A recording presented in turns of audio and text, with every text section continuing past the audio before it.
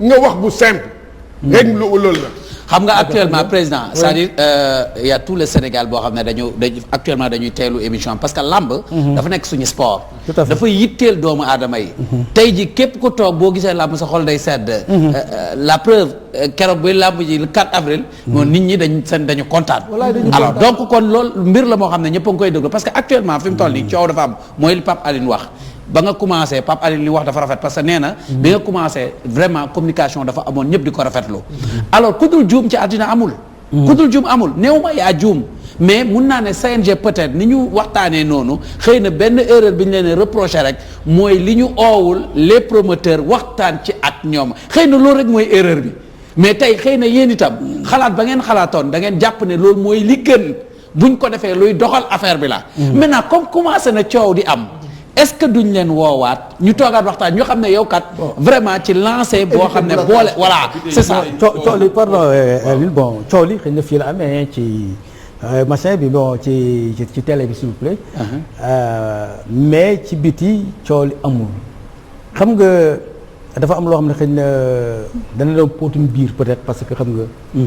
bàyyi leen di madame d'honneur bi liñ fi waxtaane moom la ñuy waxtaane ci mbedd mi madame am na lu ma wax léegi naan danañ def lii parce que ñu ngi def laa ak laa yi xam nga yooyu yëpp ci mbedd bi yooyu dégg naa ko mais quand même je dis que structure la ñu nos portes sont ouvertes départ waxoon nañ ko mais ñun li ñuy diriger mooy on dirige en collège bu ñu joxee dara mais l'élégance républicaine aurait voulu que ma jiite ab kuréel président promoteur la nga jot lettre circulaire taf nga daal di ñëw CNG et monsieur le président mais que j'ai reçu mais vraiment je ne comprends pas est-ce que c'est ça la collaboration franche. Ok. Mais c'est pas à travers une télévision qu'on dit que oui ñun nangam dañu jàmmarloo. Écoutez, vous savez on est dans un pays vraiment nous sommes dans une république qui est organisée ñun nag li ñu dénk dinañ ko doxal en rassemblant toute la famille. Vraiment jëm kanam du ñu forcer kenn bëgguñu coow certes bëgguñu xiiroo ni ngaayoo ni leneen mais il faut que aussi dañu jël suñu matukaay bi diriger ñu xam ne li ñu dénk vraiment mais d'accord naa ci benn fànn na li nga wax c'est-à-dire li nga wax ne moom Pape Abdou Fall c'est-à-dire mënoon na ñëw ci yéen comme ni nga ko waxee d'accord naa ci loolu mais dafay am des fois décision yoo xam ne bu ñëwee xëy na nit ki da koy bett ba xëy na mun na mer mu wax xam nga dafa am CNG ça dafa am lu ngeen moom lu ngeen bokk ak ñu ñeneen bokk ñett yooyu dafa am c'est-à-dire mag ma ba mu ñëwee ne jabar ji dafa ñëw ne ko li Alaaji Sidi Lamine doon wax yàlla na ko yàlla yërëm te xare ko àjjana mu ne soxna si dafa ñëw ne borom kër gi ceeb bi day jeex na mu ne ko loolu day sunu affaire la ndax ceeb bi bu jeexee ci kër gi affaire yu ñëpp la mu jékki-jékki ne ko jànq bi ci kër gi de dafa wan lor mu ne ko kooku affaire am la yaa ngi may dégg mu ñëw ne ko jànq bi ci kër gi de nee na yow yaa ko wan lor mu ne ko kooku sama affaire la kon muy ñetti mbir alors ndeysaan yàlla na ko yàlla yërëm taxare ko àjjana kon maa ngi xool pour parce que voilà dañ may souhaiter bu joyeux anniversaire c'est mon le 26 avril c'est vrai oui c'est mon anniversaire je le dis mais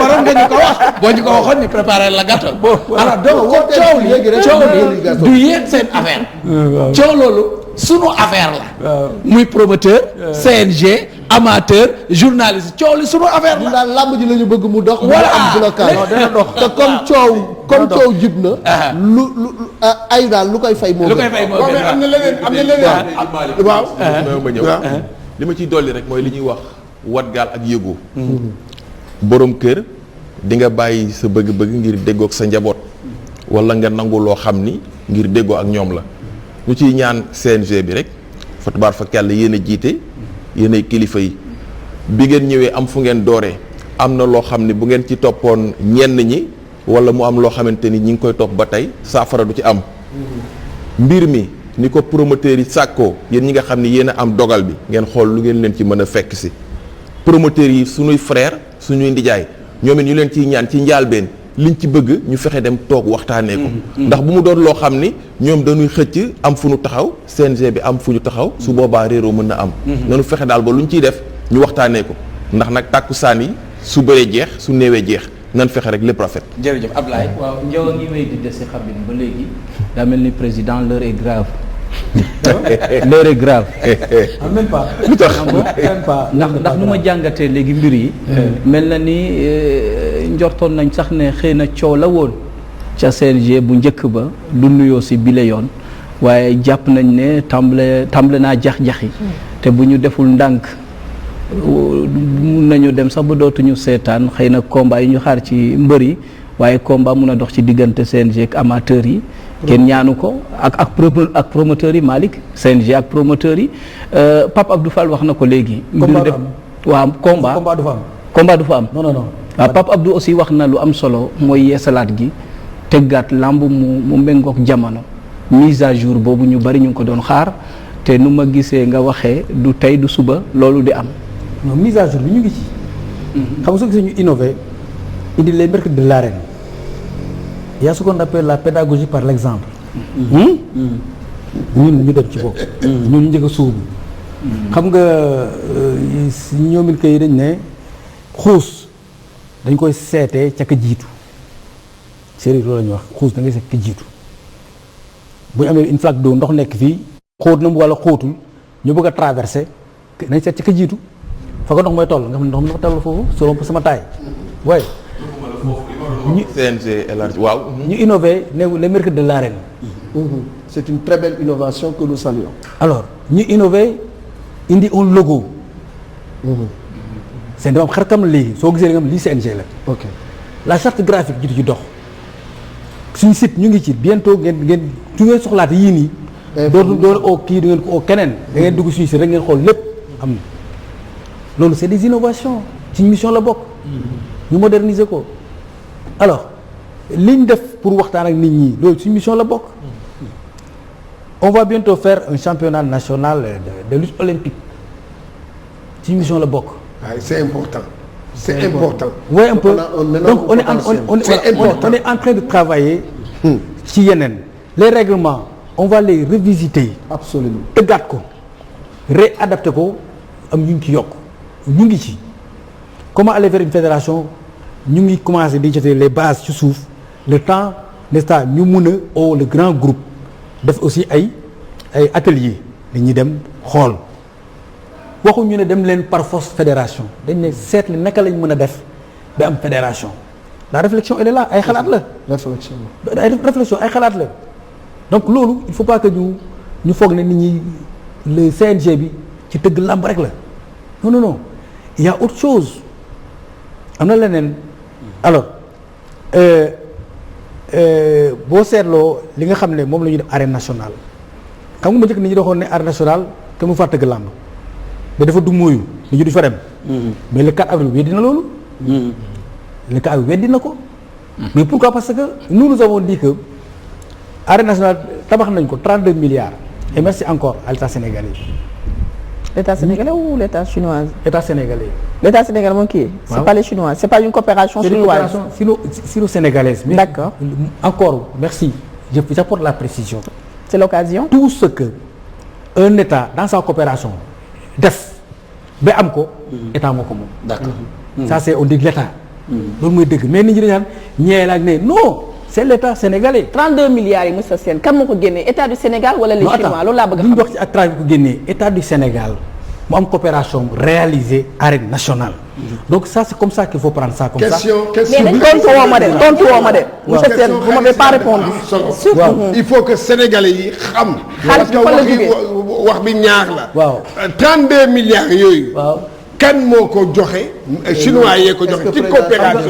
xam nga wala bu ci mënul tontu mu ne pardon xam nga man du ma décaissé. mais du ma décaissé xaalis. nii oui loolu du ma ne. du ma wax oui du ma ne non. mais man ce que j'accepte de dire xaaral li ma mun a wax mooy état sénégalais moom moo réalisé arène nationale. D'accord loolu laa mun a wax. coopération ak coûté 32 milliards. xam nga nit ñi seen xëy na dégg-dégg moo yeggul foofu mais buñ ne par exemple par exemple su ñu nee réalisation duñu ne état duñu ne promoteur wala nangam duñu ne état sénégalais. moom moo def coopération. c'est pas toi c'est pas Doudiane c'est pas un privé. état sénégalais la. D'accord. c'est l'état qui a fait ça donc moom moo ko moom. D'accord. ça a coûté combien 32 milliards. point. mais man boo ça amee xarit waaw boo amee xarit ça ngeen coopération la. àndandoo waaw bokk dara. waaw ngeen ne mu ne sama suuf a ngi nii. daf ci bëgg a def arène nationale. ah mais état Sénégal la ñuy wax moo def arène. état Sénégal parce que suñu suuf la. maintenant loolu pardon ma ñëw dóoru xam nga xaaral ba léegi xaaj pardon dañuy pas répondre c'est pas grave. en tout cas daal bi ak internet yi préparé waaw. xam nga bu ngeen seetee loolu yëpp ñu di ko def muy dox ñuy avancer hein c'est des réunions c'est quoi c'est aujourd'hui nit ñi am na ci identité mbër yeeg manager yeeg promoteur yeeg ama yëpp ñëpp soo ñu arène nationale maintenant dafa animé dañuy dugg di génn di ñëw te bu njëkk dañ doon noonu foofu baaxul bugguñ ko fu ñu doon tëggee daaw Ibamar daaw jéeg aussi Ibamar te boobu arène inauguré nañ ko li ñaan dafa dumóoyu mais man mooy bi ñu ñëwee dañ ne non écoutez ki mu ngi dem 32 milliards ñu di ko tëj wala ñu dem di jéggaani léeg-léeg ñu ne fii am na sport bi ñu ne noonu da ngeen ñu xatal di ñu dàq non nañ dem fañ moom te fañ moom fi mu nekk nii ñëpp a ko bëgg tous les jours presque am na lu fa xew fi mu ne nii vraiment bëggoon naa avec seen caméra yi xëy na ngay ñaan monsieur le ministre des sports ngeen dem ngeen visiter xam vraiment le bijou là multifonctionnel. c'est multifonctionnel Sénégal yi gën kaa xam xamuñu ne 32 milliards rek ni ñaa kii mi la fa nekk fonctionnel. arène man nationale visité naa ko. Visité lan moo ci visité kii à part la lutte lan lañ fa mën a def boo beneen discipline. mais écoutez beneen compétition la lañ fa officiel. waaw ban lañ ko fa mën a def. mais luñ mën a lépp luñ mën fa mën a def mais fu mun nga fa Comme def karaté mun nga fa def lépp volleyball sax mun nga judo ko def. am na ring am ring homologué comme sport la. volleyball sax mun nga ko fa def. il y a une ko salle mën a de def musculation boo xam ne de dernière génération salle de musculation. amul fii am na salle judo. loolu boo demee defal ci matériel non est-ce amul que fenn am na restaurant. ensuite non président est-ce que. am na foo mën a non yow déglu ma. regroupement am waaye na. yow déglu ma. non c'est non yow il faut que déglu. non doo ma déglu. non yow di ma déglu am na fa salle boo xam ne. dafa xam ne non xam naa ne am na fa salle boo xam ne. waa léegi déglu ma waa léegi.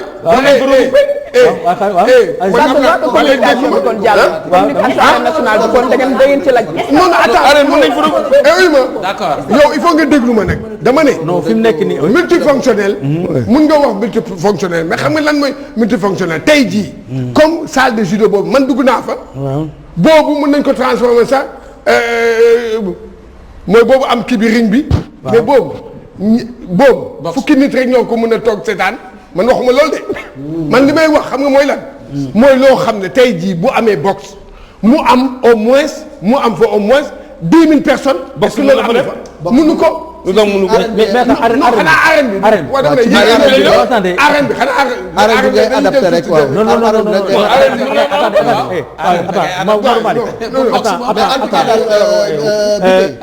mooy li nga xam ne tey jii moom moo nar a jur coow ci làmb ji. il faut ñu xool nu ñu koy régler. bi ci njëkk moo di ni c'est un courrier administratif. bu jógee CNG dem ci promoteur yi. je crois que l'administration elle est écrite. ñoom bu fekkee ni d'accord uñu ci. du ci plateau télévision lañ koy régler même si l'occasion fait le larron.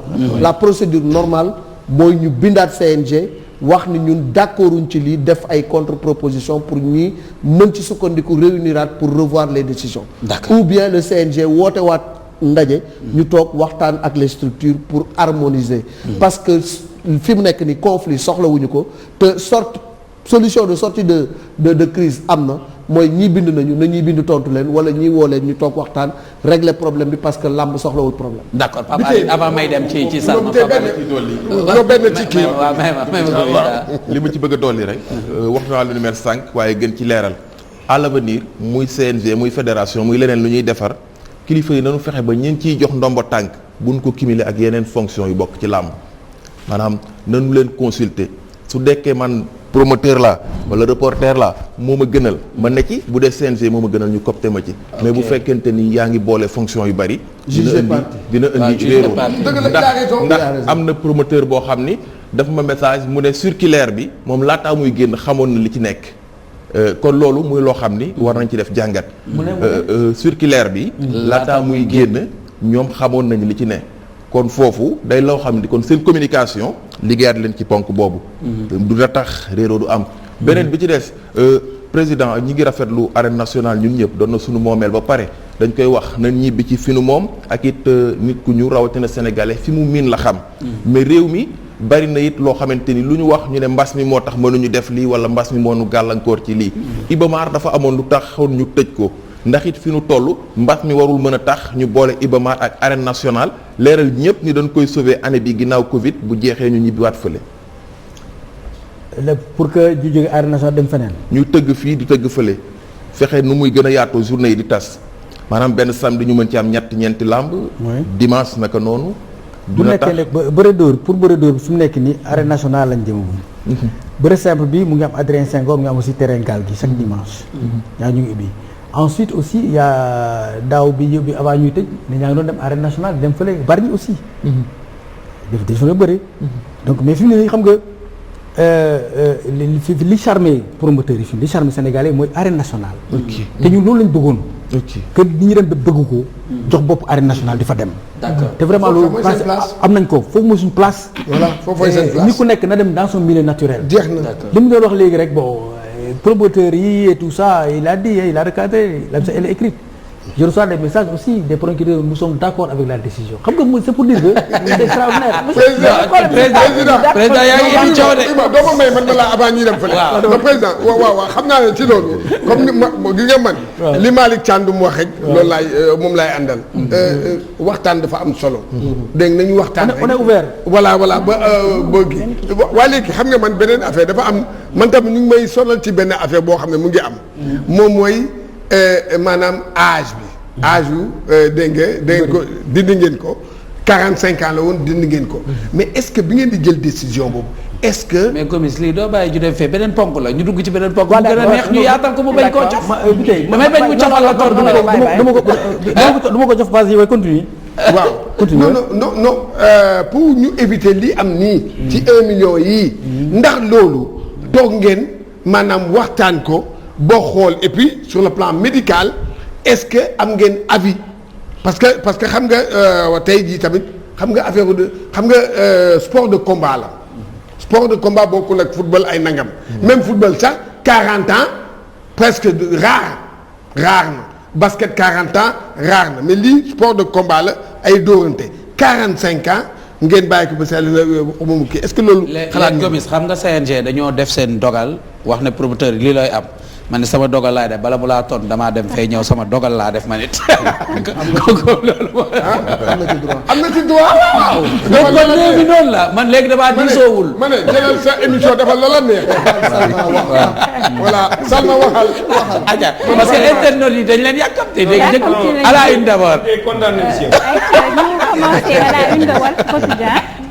alors ñu ñëw ci à la une bu Walf Quotidien ba noppi. dañuy commencé ci à la une de Walf Quotidien bu lundi 26 avril 2021 donc mu mel ni dafa daal di statuer ci li nga xamante ni moo di report des élections locales donc mu mel ni Barthélémy Diaz maire Mermoz Sacré-Cœur dafa rek daal di àddu jëmale ci wàll wi ndax xam ne na ni que Macky Sall benn objectif rek la am moo di daal di def un demi troisième mandat ndax ku ne xam ne na ni rek bu fekkente ni Sénégalais dañoo bañ ba boo deful li nga xamante ni moo di troisième mandat bu reporté li nga xamante ni moo di élection yi amaana dina def li nga xamante ni moo di demi troisième mandat ndaxte local yi bu ko poussé ba 2022 li nga xamante ni moo di législative yi mu pousse ko ba 2024 c'est forcé que présidentielle yi 2026 rek la nar a jëm te bu ñu xaymaa li nga xamante ni toog na fi mën nañu rek ne que mën nañu ko considérer comme un demi troisième mandat donc loolu daal di sabab Walf Quotidien daal di def ci xëtam gu njëkk prorogation du mandat présidentiel jusqu'à 2026 Barthélémy Diaz éventre le plan de Macky donc loolu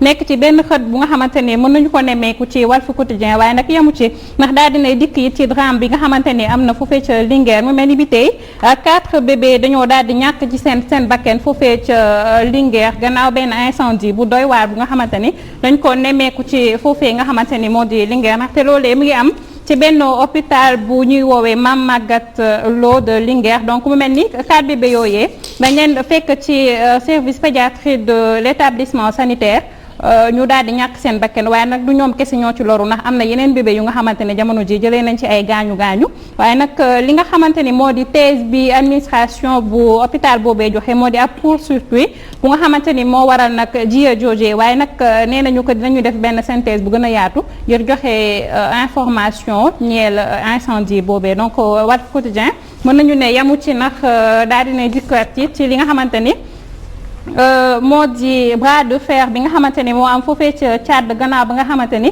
Idriss Déby daal dinay génn àdduna donc mu mel ni jamono ji militaires yi dañuy diirante mbagg ak doomu Idriss Déby bi nga xamante ni jamono ji ñoo nekk foofu ndaxte rek xamle nañu ni ko faaw rek mu xoolaat boppam bu ñu bëggee jàmm dellu si waat ci réew moom nga xamante ne rek moo di Tchad donc mu mel ni it Walf Quotidien ci une daal dinañuy dikk ci école nationale de police mu mel ni dafa am benn mort sur suspect bu nga xamante ni dañ ko nemmeeku foofu ci benn élève bu nga xamante ni doon jàngee foofu di ab élève adjudant donc moom dafa def 3 jours de formation waaye nag ginnaaw si mu mel ni dafa daal di ñàkk bakkanam ba léegi ni si nag defaguñu autopsie waaye ni ki lundi maanaam suba dinañu xam exactement lan moo waral gaañu boobee donc mu mel ni c'est des une yu nga xamante c'est des titres yu nga xamante ni mu ngi ci une bu Walf Quotidien bi lee nekk ay information yu importante te képp ku bëgg a xam rek plus de détails da ngay daal di dem rek daagu ba ci kiosque yi jënd Walf Quotidien bi lee surtout waaw dëgg wuy la waaw dafa mel ni wuy leen ma maa ngi ñaan mais yéen laay waxal fi plateau bi maa ko géré bàyyi leen jàmbur bi bàyyi leen wax na li muy wax lan la leen ko bëgg a def yow Ismaïla Sarr am waaw moom remonté na en première ligue sax nag ku fay ci Angleterre. non da ngay ne non da ngay ne titre bi lu mu wax dafa ne. titre bi dafa ne Ismaïla Sarr moo porté équipe bi. di Watford yéegalaat na ko première division. waaw d'accord léegi loolu léegi wuy ma léegi Gomis. Ismaïla Sarr Gomis Malick bu ngeen bëggee ci am lu wóor bu subaa xëy leen jënd Walf Quotidien point barre continue. ngeen am information yi. war a wax. ayca donc ñu dikk rek ci suggestion yi nga xamante ni internautes yi ñu ngi koy def ndax ku ne umpurewul ne rek émission bi vraiment c'est très suivi ci li nga xamante ni moo di réseaux sociaux yi via Facebook ak fi nga xamante ni moo di YouTube donc ñoom ñu ngi joxe seen ay suggestion waaye di poser it li nga xamante ni moo di seen ay question donc ñu yeggale leen correct ci ki nga xamante ni moo di njiital CNG bi di Bira Sène donc kenn ki di Mouhamed Faye monsieur Sène mi ngi laajte ndax Gaston Mbengue favoritisme ngeen ko defal ndax ku ne xam na ne rek moom dafa retiré woon ci li nga xamante ni moo di làmb ji te l'année dernière on peut dire que fekk ko fi woon mais bokk na ci ñu njëkk a jox date bi di le 4 avril pourquoi ngeen choisir ko moom donc mu nekk benn question bu am solo bu nga xamante ni je pense que di nga si dikkaat pour détailler ko donc ki nga xamante ni aussi moo di Baye Serigne Dieng moom nee na xaalis bi nga xamante ne moom la ñuy dagg mbër yi fan lañ koy def parce que ñoom toujours ñu ngi revendiquer di wax di andi ay ñaxtu ci yooyu lay doxalin aussi ñi nga xamante ne aussi dañ leen di sanctionner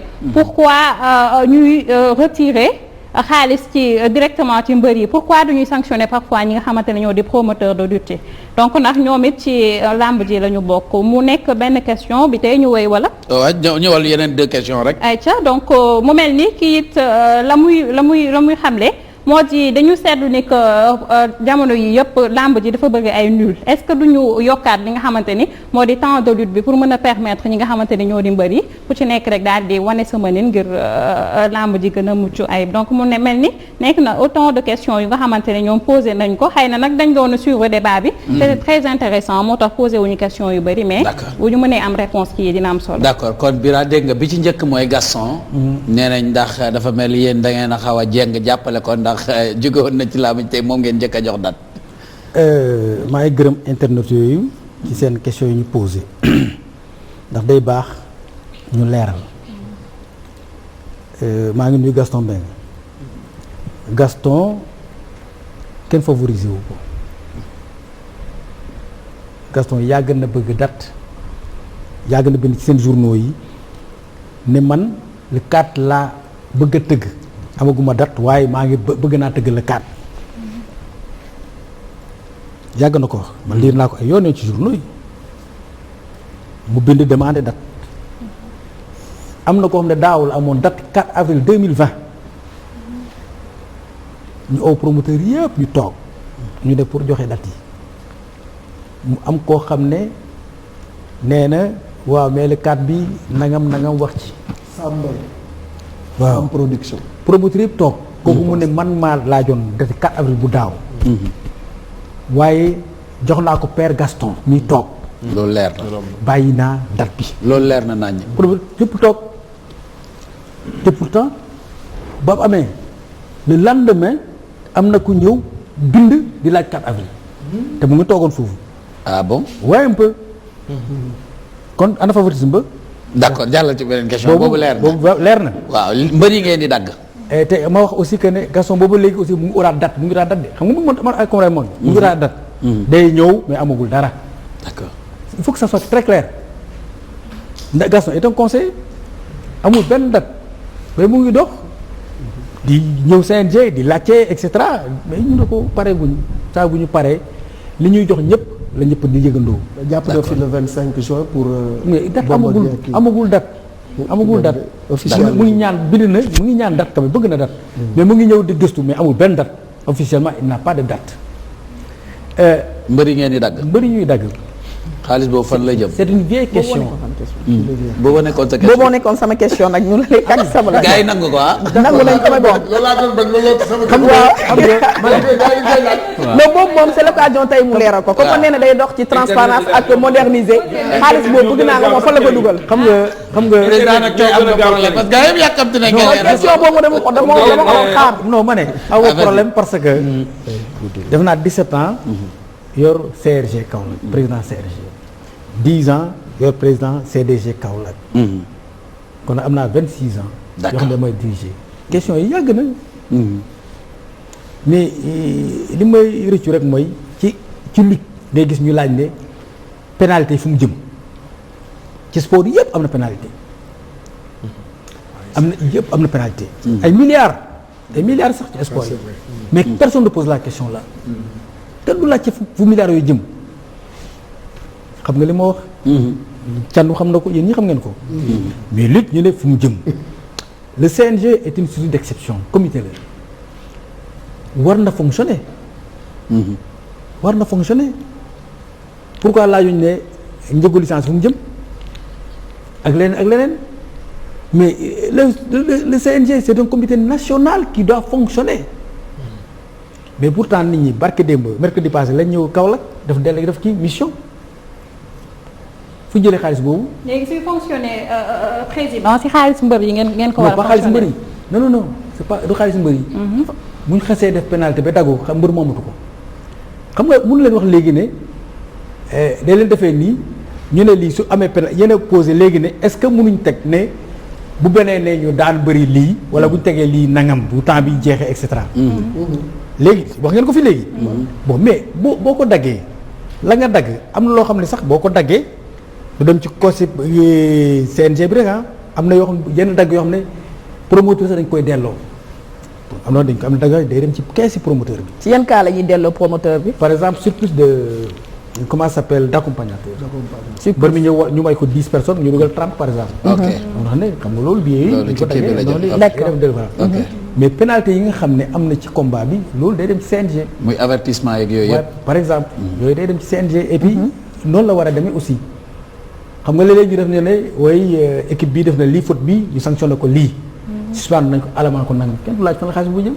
mais CNG bu ñëwee rek làmb bu ñëwee rek ñu ne woy pourquoi parce que démocratie bi moo bëri ci làmb ji te c'est très bien lu baax la. démocratie bi dafa baax ci làmb ji ndaxte ñi ci bokk dañoo bari te ku nekk war na xam li mu war a xam aussi te aussi ci félicité acteurs yi ci bokk yépp ñu xamandoo bokk séddoo xam-xam bi. donc xaalis bi dem dafay ñëw ci làmb ji dellu ci làmb ji dafay ñëw ci làmb ji dellu ci làmb ji pourtant CNG am na ñu bëri fii feebar nañ fi CNG taxawu leen. ci xaalis boobu lañ leen taxaw. non ci kees bi la. naturellement. ay mbër ay ancien mbër. ay et cetera la muy fonctionner ci social am dana ko ci def mais surtout li tax a jóg. c'est pas pour le social parce que le CNG n'est pas une caisse de sécurité sociale aussi. mais c'est pour non, pardon c'est pour le fonctionnement de la structure. mais du ñëpp. am na ñuy feebar am na feebar kenn bëri ñu gis ñu leen di ketal di leen ñaanal dimbal.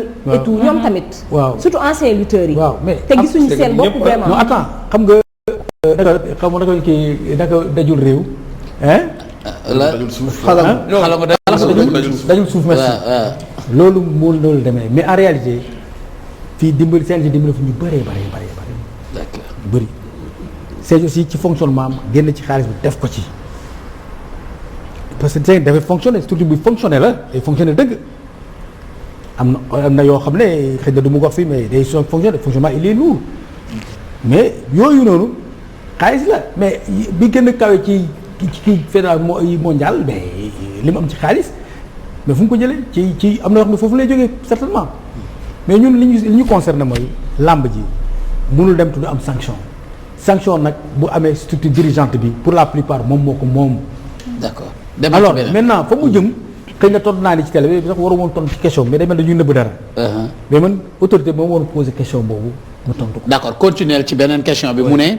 ndax mënuñ yokk temps bi. parce que match nul yi man sax dafa naan est-ce que bu duñ jënd match nul sax. ci bon en fait xam nga moo tax mu ne on peut pas vouloir une chose de son contraire. dawal ngeen léegi ne guddee bi. temps de combat bi ñu ngi xalaat pour ñu wàññi ko mais pas yokk boo ko yokkee ñu ma lamb tas minuit. bu tasee président du tas minuit xam nga lu tax président xam nga du tas minuit. ñaari ponkal bu ñu taxee mu leer leen ne li leen di taqale mooy jël. lamb ji du tas minuit. mais dañ koy teel a def dem seen yoon. lu ngeen wax le 4 avril am na. waaw luñ ci gis. 40 minutes de combat. ngeen ne saful dara yéen a ko wax. alors donc boo ko yokkaatee. day gën a guddi c'est parce que ñaar ñi doon bëre xam nañ ne temps bi bu jeexee dañ koy tas mais bu leen leeree ne bu fii ba suba il faut kenn daan sa morom wóor na duñ ko tas. xam nga loolu aussi ñun aussi suñu mission dafa bokk ñu protéger athlètes yi protéger bëri ça c'est vrai l'intégrité physique n'est-ce pas des lutteurs lépp la am aussi waru leen bàyyi ñu bëre ba seen xol yi di tàkk. ok ñu pare ñu dem hôpital non bëgg nañ aussi ku bëree ren. bëree waat moo tax am naa ñaari temps bi internet yu laaj ñaari question temps bi il faut que ñu gérer sama question sax dañ ma ko yónnee léegi. am na ku wax ne maanaam mbirum roi des arènes. jot na ngeen réglementé ko. ndax depuis ca jamonoy màng ba CNG organisé. ca la ñu gëj a am un roi officiellement reconnu par le CNG. ku daan roi yaay roi loolu presse bi moom moo ko fi indi. est-ce que jotul tey vide boobu ngeen combler ko. boobu benn la beneen bi ci des am na ku ne est-ce que tey du grand combat yi nga xam ne ñoom ñooy drainer le maximum de foule ngeen ciy gagner le plus est-ce que du yooyu ngeen war a gën a privilégier ci joxem date bi. ok bon xam nga ñun gain suñu sañoon am na lu ma waxoon ca njëlbeen dama waxoon ne beaucoup de discipline moins de violence zéro sanction. waxoon naa ko te laa ko gën a gëm su ma sañoon duñ dagg benn mbër. benn dërëm dañ ko dagg mais il faut que aussi ñuy respecter l'ordre naturel des choses respect règlement bi appliquer ko xam nga am na du ngeen koy yëg nit dina nekk di préparer ñu ne ko sa temps bi jeex na de gaaw tuuti mu ne daggal lu la neex arbitre duñ ko wax ci kaw arbitre dañu koy wax foofu ci suuf dañu koy wax foofu ok gaaw tuuti temps bi jeex na de mu ne su ma nëw ci daggal bu yeboo ngeen daggul leen neex il le sait ok il le sait xam na ko mais kam da koy wax mais leneen la mooy roi des arènes bi waaw c'est en fait une vieille histoire c'est vrai depuis manga organisé wuñ ko xam nga li structure organisé wul boo ko mënee da ngay jox benn attribution day waar seulement la presse am na vision ci roi des arènes ba ñoom nee nañ bon ku daan roi yaay roi et fi moo fi nekk boo naan roi yaay roi mais gën ñëw teg drapeau roi des arènes depuis manga. est-ce que jotul ngeen xam le vide boobu. mu ngi ci réflexion bi ci réforme bi yooyu dañ ko ciy dugal xam nga buñ ne dañ def un championnat national de lutte olympique dina am un champion. dañoo wax ne voilà les champions. n'est-ce pas voilà du Sénégal ñu def ko lutte traditionnelle roi des arènes est-ce que c'est normal que mu am ci bëri doo rek. waaw am fële. vous voyez cette discrimination là. c'est pas normal il faut qu'on corrige ça. il faut que ñu corriger loolu moo tax il faut que ñu def loo xam ne day doon genre du genre c'est un exemple que je prends comme ça à la volée genre championnat de lutte avec frappe ku mu nekk ñooy kii muy roi CNG moo koy organiser loolu. ñu Niger amee sabre d'or. voilà merci ngeen am lu lutte simple aussi pareil parce que il faut que. ku nekk ñu jox ko wàccuwaayam ku nekk ñu jox ko gëddaam réorganiser loolu mooy li nga xam ne moo ci. léegi dañuy def tour nag ku nekk dóori yow sa baal ma question bi ma sànni woon baal ma xaar duud bala ñoo ñëw ci yow. parce que damaa nangu woon tontoom. ah il faut nag ma delloo ko. waaw bala ñu naan maay buur di bum mi. awa loolu nga yàgg def ci émission bi. deful loolu nag coach deful loolu. waaw acca coach. loolu nga yàgg def. waaw d'accord coach. voilà moom mooy limitation d'âge. d'âge at yi. 45 ans ngeen dindi ko yooyu est-ce que tey jii madame natt ngeen décision boobu ngeen jël parce que booy xoolaat c'est un sport de combat et non pas un sport collectif. dégg nga et même dans le sport de collectif bi ngay gis ni dégg nga rarement ngay gis joueur boo xam ne mu ngi compétir ba ay âge yu 42 ans 43 ans 45 kii na yéen loolu est-ce que maanaam bi ngeen di jël décision yi laaj ngeen avis wu médecin yi. Merci. Une question importante mais bëgguma la tontu par une question quand même mais je vais dire tout simplement que on n'a pas pris la décision d'abord. On n'a pas pris la décision jëlaguñ décision boobu. dafa bokk ci mission. ne ñu seetaat âge ñu déplafonner l'âge des lutteurs. ñu ngi koy xool les médecins les techniciens de la santé ñu ngi seet la batterie de mesure à opposer à indiquer aux lutteurs. ok scanner IRM yu bëri daal yoo xam ne dañuy xam effectivement. kii apte na dana am certificat d'aptitude à la pratique de la lutte. ñu ngi ci n'est pas comment on va aboutir à ça mais on n'a pas encore pris la décision pour wane ne voilà la batterie de mesure à respecter pour que yow nga jóge ci 45 ans dem 46 ans voilà 47 ans 48 ans. mais on a reçu dans notre cahier de charge que ñu seet naka la ñu mën a def ba déplafonné ko te ñu ngi ciy liggéey mais jëlaguñu décision ne léegi lii la. d'accord Cheikh Tidiane Gomis am na 45 ans. war na bëri ëllëg donc voilà jox nañu ko sa moom boo amoon 30 ans sax mënul bëri. Pape Alé. damay bëgg a ñëw ci ñaari ponk yooyu âge yu mbër yi. ak affaire datu CNG yi. âge bi xel nangu na ko xel nanguwu ko. ndax it bi tey yàlla bu lay teral dalay fekk ci li nga ne. ci benn ponk métier boo ci nekkee nga dem ci ba am ci ñeent fukki at ak juróom jàpp naa ni loo ci amul woon du yomb nga dab ko ci. ci beneen ponk am na ñoo xam ne bi ñu yegg ci âge bi mënatuñu bàyyi nañu avant am na ñoo xam ne bi ñu yeggsee ci âge bi bi ñu waree génn danoo daan mbër dese nañu kàttan. kon foofu moo waral jàngat boobu da ciy am. mais it li waraloon âge bi am foofu ñuy fàttali ni loolu assurance moo ci teeyoon. xam ni li sport de combat la sport individuel la. athlète bu am 45 ans wa nga bëgg a romb 50 ans ndax yaramam dina ko may lii ndax assurance bi foofu dina ko assurer kon foofu day doon jàngat boo xam ne diggante CNG ak kuréelu docteurs yi lay ne. wàllu date yi buñ ciy ñëw ñuy féliciter Sam ci grandeur bi mu am jël date jox ko Gaston mu tëgg ci. foofu promoteur bu ndaw amul.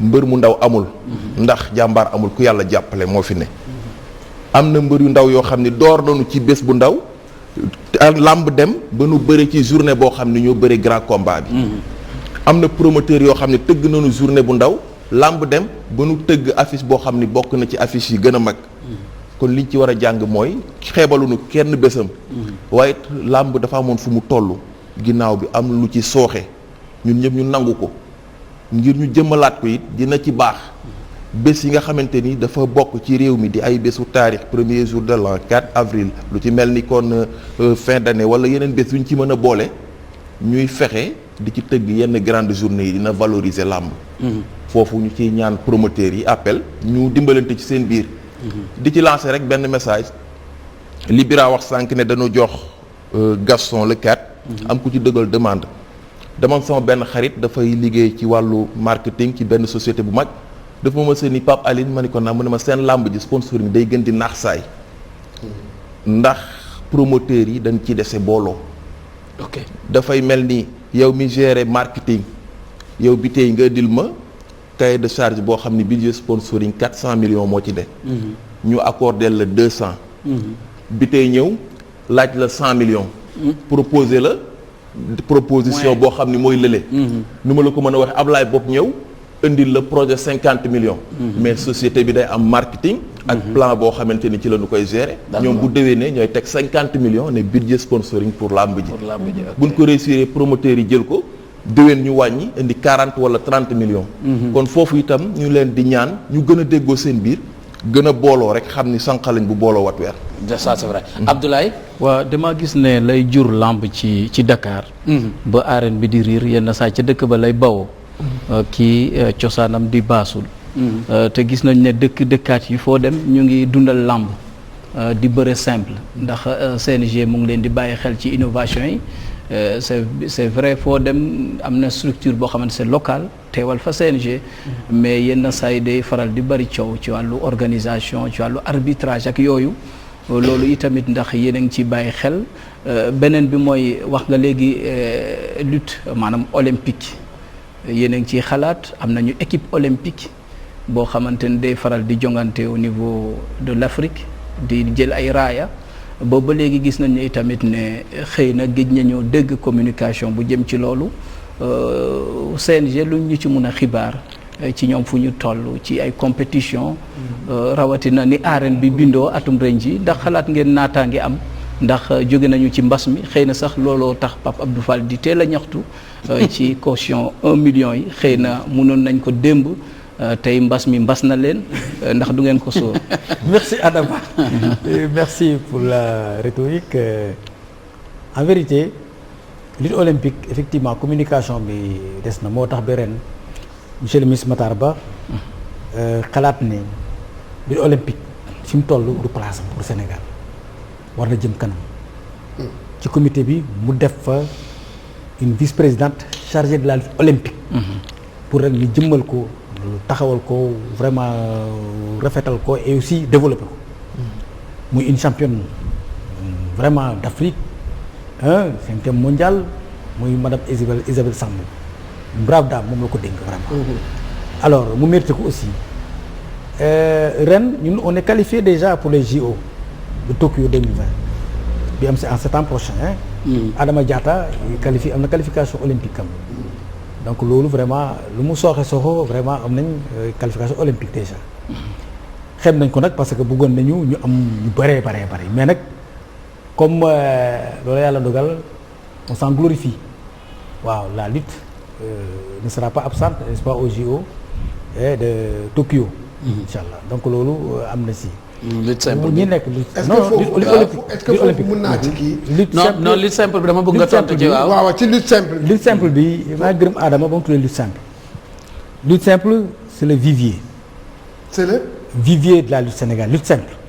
maanaam moom mooy doole. waaw mooy sàq bi mooy doole. lutte sénégalaise. original. li ñuy bëree ci village yi duñ ko bëri Dakar. fii su amee 5 journées xamal dafay am nañ 100 journées. dëgg la.